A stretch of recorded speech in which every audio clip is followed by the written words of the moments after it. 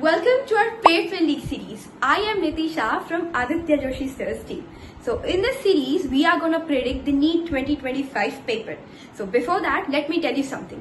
In NEET 2024, Aditya Sir have given us few list of topics from which 160 plus marks in physics and 150 plus marks in chemistry have been asked as it is in NEET 2024 paper. So even this year, Sir have shortlisted few topics which are going to be asked exactly same in NEET 2025 paper. So in this series, we are going to teach you those topics including question practice. So make sure you subscribe our channel. Also click on the bell icon to get notification and let's get started. Today we are going to study molecular orbital theory, bond order, bond angle, bond length and bond enthalpy. So molecular orbital theory से हम लोग mainly क्या पता करते हैं? एक तो bond order जिसका फॉर्मूला है हाफ, बॉन्डिंग ऑर्बिटल्स जो बॉन्ड बना रहे हैं और एंटी बॉन्डिंग, ठीक है, माइनस। तो अब इसमें से मेन हम लोग देखते हैं कि वेदर पैरामैग्नेटिक इट इज या फिर डायमैग्नेटिक है। एक तो ये चेक करते हैं। यू अगर 14 से कम इलेक्ट्रॉन्स रहे so you are having a different series, और अगर 14 से ज्यादा रहे इलेक्ट्रॉन्स तो हमको ये वाला अप्लाई करना है जब इलेक्ट्रॉन्स फिल करते टाइम। तो अब इसमें क्या मेन डिफरेंस है? ये जो सिग्मा पी जेड स्क्वायर की जो पोजीशन है, सिग्मा 2p जेड स्क्वायर की, तो अगर 14 से कम इलेक्ट्रॉन्स है या फिर 14 तक इलेक्ट्रॉन्स है तो it is coming after pi, but अगर 14 से ज्यादा है तो इट इज कमिंग बिफोर।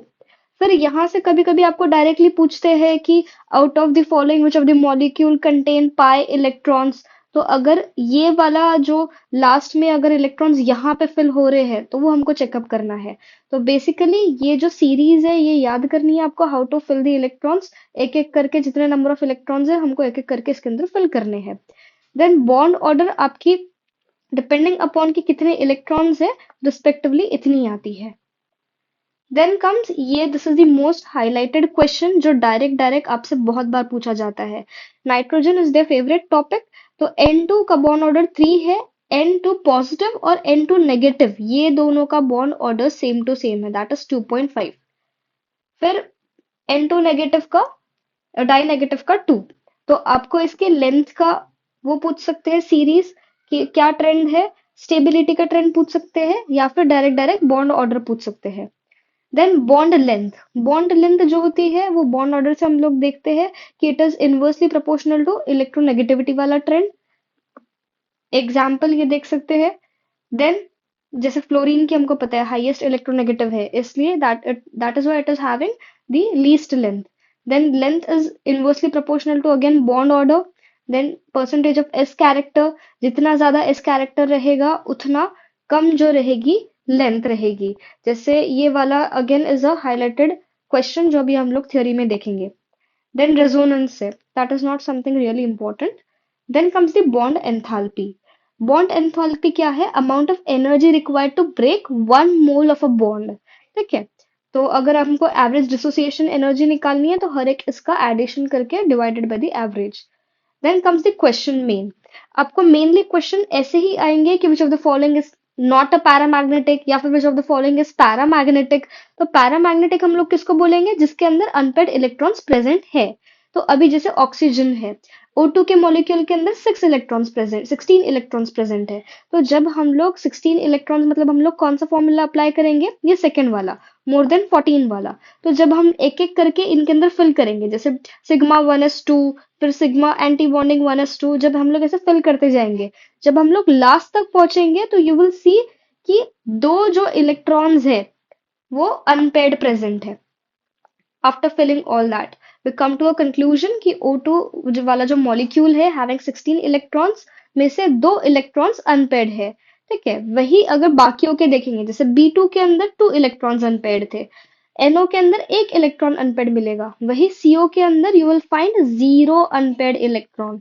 तो अगर 0 अनपेड इलेक्ट्रॉन रहा तो molecule will be diamagnetic, it is not paramagnetic now. Next is कि बाकी आपको पूछा गया है ये सेकेंड वाले क्वेश्चन में कि विच इज पैरामैग्नेटिक। तो ऑब्वियसली हमने ऊपर देखा कि B2 में जो थे 2 अनपेड इलेक्ट्रॉन्स प्रेजेंट थे, तो वो क्या हो जाएगा? फिर पैरामैग्नेटिक हो जाएगा। बाकी ये जो 14, अभी एक और यहाँ से हम लोग डायरेक्ट भी याद कर सकते हैं after solving number of MCQs कि अगर किसी का 14 आता है, ठीक है, नंबर ऑफ इलेक्ट्रॉन्स आर 14, तो दे आर ऑलवेज डायामैग्नेटिक। ठीक है। फिर उसके बाद ये वाला again is a very highlighted question और थोड़ा ट्रिकी भी है। वो पूछते हैं कि which of the following does not exist.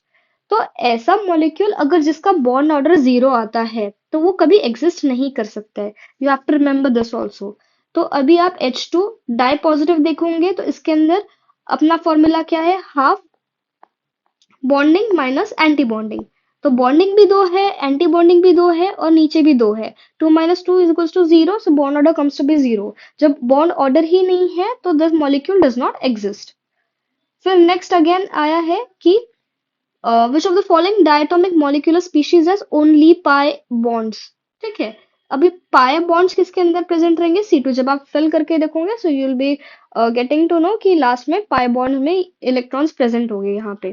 Then again comes which of the following is paramagnetic. अभी आप यहाँ से अगर ये वाले फर्स्ट वाले MCQ से ही अगर आप डायरेक्ट मगअप कर लेते हो कि इसके अंदर अगर O2 आया तो दो अनपेड इलेक्ट्रॉन्स प्रेजेंट है, NO आया तो एक है, तो it will get easy for you to solve in the exam. फिर again I told you that nitrogen is their favourite topic. तो आपसे यहाँ पे क्या उसने पूछा है, order of stability of nitrogen. अभी देखो N2, फिर ये पॉजिटिव और नेगेटिव वाला जो है इनका जो बॉन्ड ऑर्डर था वो सेम था। I show you once again. देखो N2 पॉजिटिव और N2 नेगेटिव जो था इनका बॉन्ड ऑर्डर वाज सेम। तो it he has kept it same and then फिर N2 डाई नेगेटिव कम्स। फिर अब ये वाले क्वेश्चन में डायरेक्ट वैल्यूज पूछ लिए हैं। तो अगर आपको पहले से पता होगी so you need not calculate, लेकिन अगर नहीं पता हो तो उसके हिसाब से भी आप कैलकुलेट कर सकते हो on the basis of MOT। फिर उसके बाद है बॉन्ड लेंथ। बॉन्ड लेंथ पढ़ते टाइम भी हमने देखा था कि अगर sp है तो मिनिमम बॉन्ड और sp3 की मैक्सिमम बॉन्ड लेंथ रहती है। वही ये नेक्स्ट वाला क्वेश्चन सेम है बट थोड़ा सा ट्रिकी करके दे दिया है आपको, डायग्राम के बेसिस पे दे दिया है कि PQR आइडेंटिफाई करना है जो कार्बन उसकी क्या है। तो अभी P वाला जो है इट इज sp3, Q वाला जो है इट इज sp2 एंड जो R वाला है it is sp। So the trend follows this. Then is bond order and magnetic behavior of O2 die negative. O2 negative. तो it is bond order अगर आप calculate करोगे MOT से it comes to be 1.5 and unpaired electrons present है तो paramagnetic रहेगा. So this was all about MOT and bond order and bond length.